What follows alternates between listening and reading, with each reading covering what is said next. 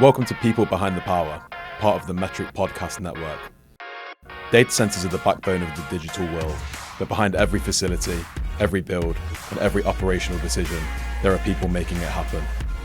Every episode, we sit down with the leaders driving the data center industry forward, the careers they've built, the teams they've scaled, and what it actually takes to deliver at the pace this sector demands. A Metric DCX production. This is People Behind the Power. We're in New York. I'm Lucas Chadwick, and today I'm joined by Horace Zona, Managing Director at Digital Bridge. Horace, thank you for joining me on the show today. Thanks for having me in. For those who don't know you, tell them a little bit about what you do. Sure. So today I am an investor at Digital Bridge. We're an alternative asset manager with about $100 billion of AUM. What makes us unique are a couple things. One, we're publicly traded. The second is that we only focus on digital infrastructure in our investing. So whether it's private equity or private credit, VC, public equity, all we do is invest in this universe. And so our relationships with our portfolio companies gives us an advantage in terms of understanding really what's happening on the ground and hopefully what is lurking around the corner. So I'm with the digital credit team, and it's been great. I've been there for about 2 years. Before that, I was an investment banker, and my own personal coverage space was digital infrastructure for the better part of 25 years. So it was a very natural transition for me to go from banking, where you're trying to identify solid management teams, great business models, and raising capital. Of course, doing a little M&A as well, but raising capital across the board. And so as a private credit investor today, we're trying to work with great management teams, high growth business models, and put money to work so that they can achieve their goals. And when did you realize that I guess the data center industry was where you wanted to be? Well, I'd say it's digital infrastructure, so it's much broader than that, right? We invest in fiber. Think of it as anything that moves bits, right? So satellite, fiber, towers, wireless, and both enterprise and residential. So it's really across the board. Data centers and AI compute have become obviously a very significant part of this sector.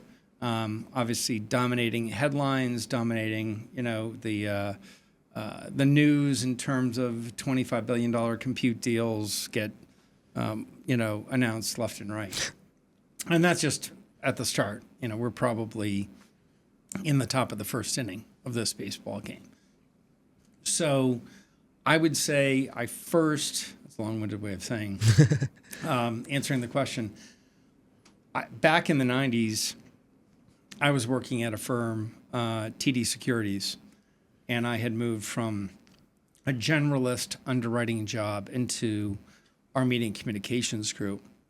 And it was at that time I began this thought that I had a career, potentially, because I loved the interplay between commerce and technology. There was a lot of innovation happening in those days. I had just read this book by Nick Negroponte, who was head of the MIT Digital Lab. The book was Being Digital. I'm like, wow, this is really going to change things. And that was an understatement. Great. And when did you realize that leadership was the way for you, the route that you wanted to go down? Well, I don't think, leadership was the goal per se, right? Doing important transactions with important companies, being able to compete, being able to not necessarily think of the unique idea, but to find the right confluence of data points to make something interesting happen. I had that vantage point in a number of different jobs where I guess to some degree, success begets success. I was at a great firm working with really good people who gave me an opportunity to do some fun things. And really, I'd say most of the credit goes to them. because getting that shot was probably the catalyst, and so there was leadership in terms of being a point person on a team or being a point person with a client, and those are different aspects of developing my business expertise, I guess, or my toolbox that really was something I knew from an early stage I would, take from this person or this, another individual, was really good at public speaking. Okay, why? Or they were very good with original thought and putting pieces of things together. And so it was really trying to learn from other people, I guess. And then ultimately, years later, I had an opportunity when SunTrust Robinson Humphrey called to build up immediate communications, which became a TMT business. So, but let's say I was in the media communications group at TD in '93, and I didn't get the SunTrust opportunity until 2008. Oh, wow. So with another great stop in between, I was at First Union, which became Wachovia Securities. There was leadership opportunities of a kind there, really with clients and deals and that type of thing. But forming, recruiting, growing, and building a business didn't really happen until SunTrust. What does leadership look like at Digital Bridge? So typically, we will work with companies that have a very obvious career path, but in private equity, is it different or is it the same? Well, leadership at our firm, starts with Mark and Ben. So Mark Yanzi and Ben Jenkins, who founded the firm, are our leaders. There are leaders across the board, within sectors, within funds. Dean Criaris, a man who I work for at Digital Bridge Credit, is the genuine definition of a leader in terms of, how he comports himself and being strategic, et cetera. But we've got leaders everywhere at our firm because we're focused and specialized. And it's I'd say that's really the fun thing about working at Digital Bridge is that everybody has an expertise that is commensurate with your expertise. So I juxtapose that with having worked at an investment bank for the prior, 25 plus years, where you're the expert in a sector or sectors working with other experts, but working with generalists too. Your product people, your credit people, your general management are all generalists. And so you're always trying to lead them to where you want to go or what you know of where you see the opportunity. And that's hard at times, right? To really be able to communicate, to work with people who want to be led. And that's also a big part. If a firm doesn't want to be led, if a firm doesn't want to change, then that's a struggle, right? Then you got to break glass. Then you got to, competing against the marketplace and other financial firms or other investment firms is one thing. When you have to compete internally too, to just, give your deal a shot, that's a struggle. And that's why many organizations really don't achieve. When you're looking for a company to invest in, what is it that you actually look for? Like, what are the parameters? Well, I think today, what we are focused on are unique business models that are underserved by other capital providers. So in, say, the data center space, project finance for investment grade offtake, the banks have it locked. Like, you can't, they're global banks, tens and hundreds of billions of dollars of deals get done a year, very sophisticated structuring. They've got it nailed. Why compete with them? And by the way, they do it at a very attractive price for the borrowers. So we wouldn't look there. What about if the offtake is non-investment grade? Oh, well, here we go. So in this particular marketplace, if you think about it within the terms of supply and demand, there is huge supply of investment grade project finance. And the banks are filling that demand and doing it well. Ultimately, the securitization market has to step up for the takeout. But that's an area that's settled.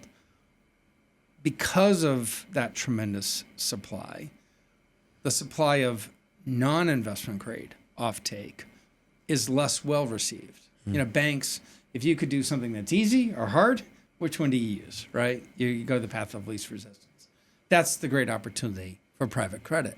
And that's where we lean in. That's where we look for unique business models or skills. Of course, in this world, everything begins and ends with power, right? So where is that power? How much of it?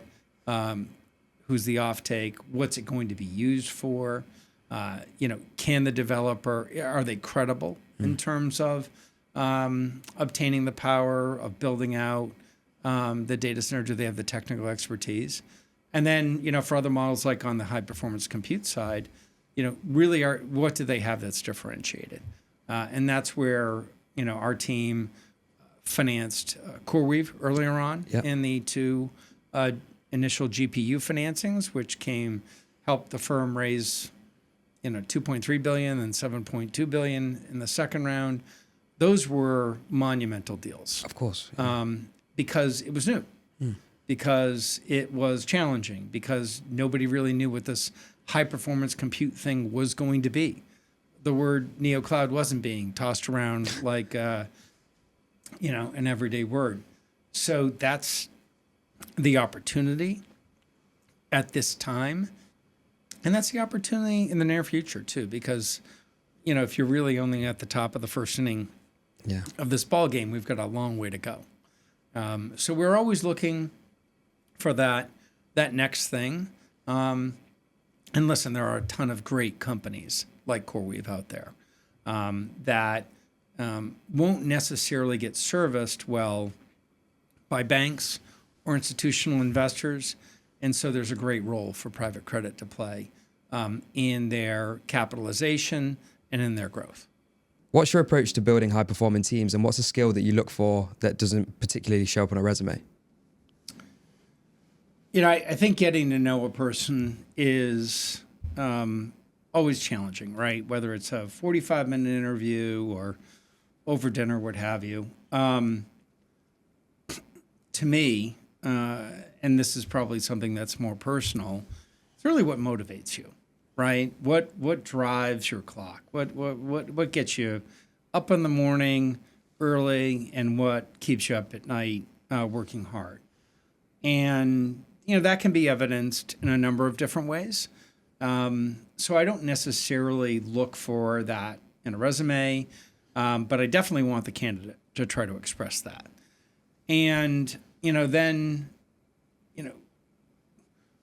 assuming that you got some basic stuff right, hopefully, then it's about living it, right? It's not just about telling people to do it. You want people to be self-motivated and do it for all of the good and valuable reasons. So when it gets to building a team, that's where, having defined roles, having expectations, and having accountability are all really important, and they tie together.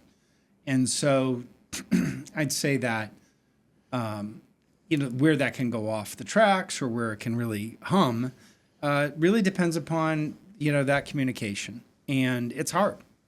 It's not easy to tell somebody, hey, I expected X, but you're delivering Y, or because you don't want to tend to get into that micromanagement thing, right?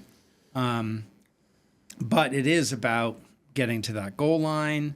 And I'd say, this kind of involves another aspect, which is how do you deal with adversity, right? And again, with a candidate, that should be pretty easy to see how they react and how they can evidence, how they deal with adversity. Because you don't want people who, just have a great business card and expect things to just fall into their lap. You want to be out there knowing how to knock on doors, knowing how to uncover the little jewel of information that changes your perspective for good or bad about an opportunity. And that leads into the final thing, which is curiosity. I know maybe sounds like such a simple thing, but when I think about my own career development, being curious, being having an ego, but not so much one that you made stupid assumptions, but you wanted to find out what the answer was, and then that helps you grow. And when you're growing and learning and understanding, if that's not a motivation for more curiosity, then you're probably should be in a different business. Yeah. That's actually, I think, so easy in this segment of technology that I think if there ever came a day where I had a handle on the technology, I'd be bored and I'd go do something else. Thankfully, that's not the case. So I think it's that combination of motivation, curiosity, that really are important when you're trying to identify good people. It's interesting that you said adversity. What do you mean by that specifically? I mean, in every way. You make a mistake, how do you react? You make a misjudgment, how do you react? You play the wrong hand at the wrong time in a negotiation, how do you react? When somebody beats you, and there's no in this world, there are not a lot of second place trophies that get handed out, right?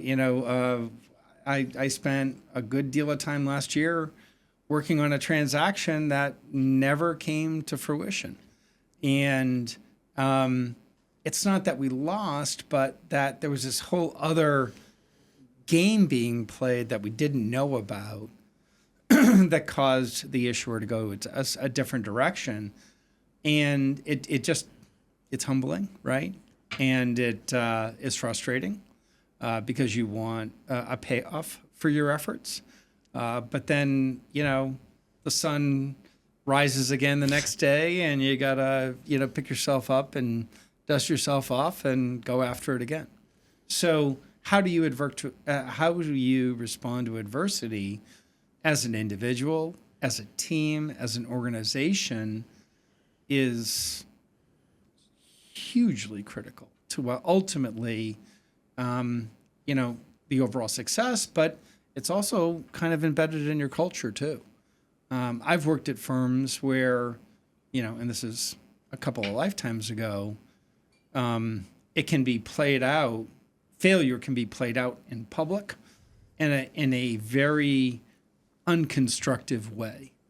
And that creates a cultural aspect that is probably not all that great for long-term success, because you get into the blame game then, and people start, again, fighting internally instead of uniting and focusing their energies externally. So it can play off in a lot of different ways. Do you think it's something that can be taught, or do you think you're kind of born with that kind of mindset, or developed it throughout your career, I guess? By the time somebody graduates from university, you'd expect them to have experienced adversity in a number of different ways. And so that can shape their professional career. So I don't think it's necessarily, something in their genetic makeup, so it can be taught. At the same time, there are those that I think deal with it a hell of a lot better than others, and, they'd be given the PhD classes on it. Mark Gamsey, our CEO, he resets every day like nobody I've ever seen, and just a tremendous energetic, in-depth, hardworking, driven, and you'd see somebody like that from afar, and you'd think, oh, he's never had any adversity. Oh, Mark's got plenty of adversity, but he resets and makes it happen, and it's a great symbol for us. And I guess to take it back to just building high performance teams, is there any times that you can think of that you made a hiring mistake and what that kind of taught you moving forward? Well, I have the scars here and here, and they're all over. There are so many lessons that you learn. Moving quickly without really diligencing, that's, an obvious one, because you can hire somebody quickly and they're the wrong hire, and you're going to pay for it, not in months, but maybe years. You can pay for it within culture. So there's, I honestly, I don't want to dwell too much on the negative, but I'd say you want to ultimately have this like end game in mind. Here's the prototype. Here's the goal. Here, if we didn't have this set of qualities with this individual, what are those key qualities in the next individual? It's obviously a lot harder done than said. But, being mindful of what you're really trying to achieve is, the best thing at the end of the day. But, you're still going to make your mistakes. People can be very good at hiding their deficiencies. And that's why I think it's not only asking the question, but where's the evidence? Help me understand the evidence. So how do you develop internal talent? How do you view internal talent development compared to bringing in an external hire with a lot of experience? I can't imagine a universe where a company can be successful long-term without internal talent development being a key part. Of course, yeah. Right. It's great motivation. It's knits together teams so much better over the long term. So that's the goal. But there are also many different reasons why you'd go externally, because the opportunity is too great, or there's a new opportunity that's identified. And so how do you achieve that? Because windows don't necessarily stay open forever. They can open and close. So the internal development, has to come, again, through all these different levers that you can pull, the responsibilities you give somebody, their opportunity to achieve above and beyond, so you don't put somebody in such a tight box. Make sure that there's accountability when things don't necessarily go according to plan. There are a number of different things that through just ease of everyday conversation can be handled. And, there's a great reward at the end of the day when you can see people grow and develop and achieve. And that's really a hallmark not only on the organization, but, your team and your leadership. Yeah, I couldn't agree more, actually. And I think it's interesting that there's obviously a time and a place for an experienced external hire to come in. But like you said, developing people who maybe are starting out their career and seeing where they are in 10 years must be very rewarding for you. Super great. Yeah. Yeah, no, the number of folks that I've seen grow up from analyst to become MD are just fantastic. Amazing. Yeah. And so going obviously to the talent landscape right now, how has it changed over the last 3 to 4 years, probably post-COVID? Well, the most obvious thing is the struggle between work from home and office. I'd say that the flexibility that most of the market still operates within is helpful. There have been other reports and studies done about how the development of a individual gets stunted by less, peer interaction, that usually happens in the office. I'm not smart enough, and that's not my specialty to really know, to put a pin in that one way or the other. But I grew up in that legacy environment, so it's what's, natural. I think that there's a discipline that comes from it as well. That's fantastic.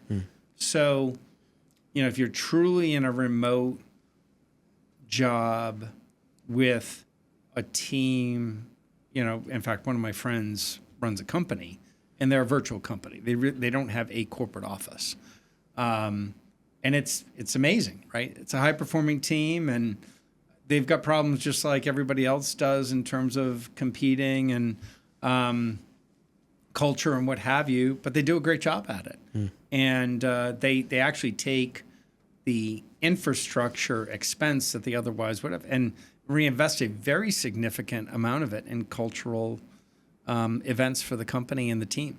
And so, that's not to say that, everybody's got to be working in an office. So I think this post-COVID world is going to stick with us to some extent, Jamie Dimon notwithstanding. You've obviously had an amazing career. What is it that still motivates you today? Probably bring that full circle to my original answer. It really gets back to the pace of change and the technology and the way it impacts commerce, how it impacts corporate, how it impacts individuals. As you can imagine, it's not hard to sit back here and, I don't know, within the last news cycle, never mind the last week, never mind the last month, never mind the last year, all of the different things that are happening within AI infrastructure, within technology, within digital infrastructure, will have a profound effect on my life, my children's lives, their children's lives. And so that's exciting to be here to, if I look back at, call it the early 90s when I started this journey, and here we are heading towards the 2030s, that's a little bit of a mind blow. I've seen a lot. I've been able to participate in a fair amount of interesting stuff. And in fact, I was just having lunch today with a private equity guy who I've known for the better part of 2 decades. And we had this discussion. It's funny how this matches up. He was asking me when I hang up my cleats, and I'm like, I don't know if I want to. I love the intellectual challenge of keeping up. I love the innovation that continues to progress. I'm curious about it, of course. And then not only, being a part of it, financing it, investing in it, and seeing those results, it's exciting. When did Warren Buffett, how old was Warren when he just retired? I mean, I've got a few more years to get there. So, and obviously not Warren Buffett. But, so yeah, we're in a great time. And so the motivation, I hope, just speaks for itself. So, but if you were to leave tomorrow, what would your successor look like? And I guess what characteristics would they need to have? So I think you have to have, a baseline that looks like, you've been through a down cycle. That does not include a lot of people that have been in business for the past 10 or 15 years. I mean, our last cycle was really in 2008. And then 2001 ahead of that. I don't think we can put COVID in that category because it was a pause. One of the things that was impactful in my career was doing restructuring and workout. And you learn that, if it takes 3 units of energy to do a deal, it takes 15 units of energy to work that deal out and to resolve it. And so, all the credit to the workout people out there, but what it really says is that you've got to be careful about how you put deals together. And if you can bring that mindset, if you have some understanding of how something can go wrong, hopefully you can learn from that lesson and avoid it. So I think that having that characteristic is helpful. You don't necessarily need to be in a workout group. You just need to know that, hey, we did a deal and it failed for X, Y, or Z reason. How do we learn from that? How do we internalize that? How do we make decisions so we don't replicate that again? And then I think that, curiosity is really top of the list. I think we're going to see a tremendous amount of innovation. I'm a big fan of Ray Kurzweil and in his writings, Ray's one of his more seminal topics is that, innovation and technology are accelerating. And so if you feel like we've seen a lot change, again, in the past year, the past 5 years, get ready for a ton more. So if you are thinking about yesterday, you got to be thinking about 5, years from now. And that's going to be tough to navigate if you don't, if you're not really curious and you really need to dig in order to develop answers to core issues that are important to an investment, a deal, what have you. How do you navigate a market that is so fluid and transitioning all the time? There's new technology and things are changing week by week. We had this conversation at our investment committee yesterday. I'd say that, because of the current war, because of the software meltdown, because of the, coming off of GTC and OpenClaw, with tremendous advances in the data center market last year, with $38 billion and an $18 billion project financing both getting done. You'd look at that and you'd say, holy cow, how do you put all those pieces together?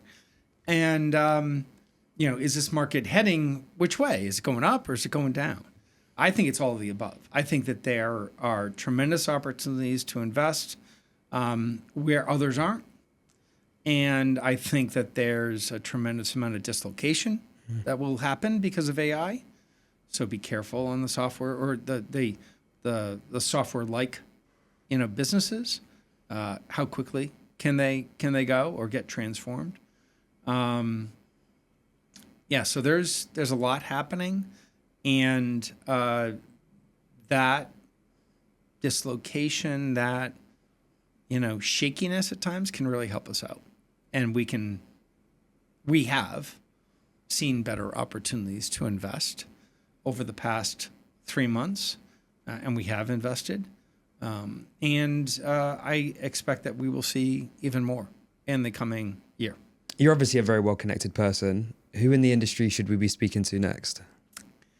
It'd be great, I guess, just for the different topics we've hit. I kind of think about my brethren from the banking side and getting their perspective. So there are a number of leaders over there that I think of just off the top of my head. So Valtine Galani at SocGen, Santosh Rao at MUFG, Dan D'Almeida at TD.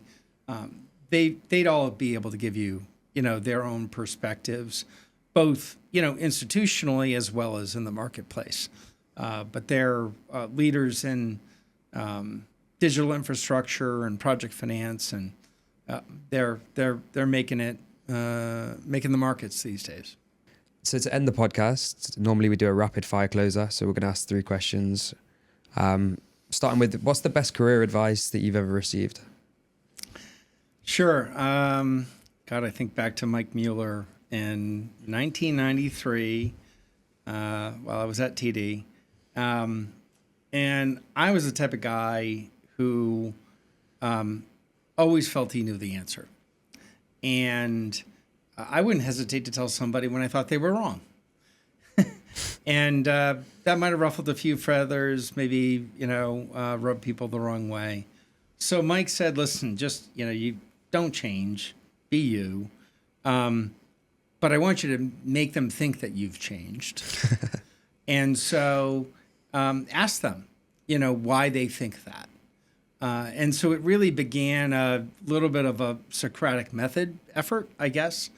And so if I disagree with somebody, I'm not going to tell them that out the door. I'm going to ask them why they think what they think and kind of follow that down the rabbit hole. And largely in the business context, right? So this is all respectful and what have you, but what you find is that, many times they'll realize that maybe they're not on the right path. So, Mike was very important in terms of giving me some advice, because I'm sure I would have gotten fired pretty soon if I hadn't taken that. What's one trait every leader in the sector needs in 2026? I would say, kind of off of the whole curiosity thing, aspire. Like the growth that we're going to see, the new opportunity, innovation. Don't get me wrong, people are going to mess up. There'll be speculation, mistakes will be made, what have you. But, now's the time to understand what's the art of the possible. So being aspirational and innovative is, I think, a really important part that goes with technological change. Hand in glove.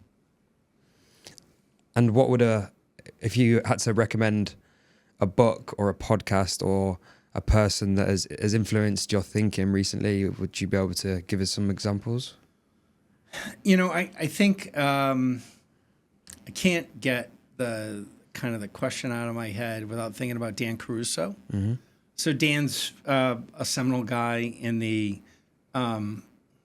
enterprise fiber space. He built Zayo over a couple of decades, sold it. Dan's now focused on other things and really angel investing within quantum, supersonic, all sorts of really interesting, new sectors. So he has a podcast called The Bear Roars. I actually have been on it, so you don't necessarily need to, hear my podcast with Dan. But he's really interviewing some very interesting people and people working at companies and doing some pretty awesome stuff. So that's one for you. Dan Caruso, The Bear Roars. I'll give it a listen. But I really appreciate you coming down today, taking time out of your day to come and speak with me. Well, I appreciate the opportunity. It's great. Amazing. Thank you very much. Thank you.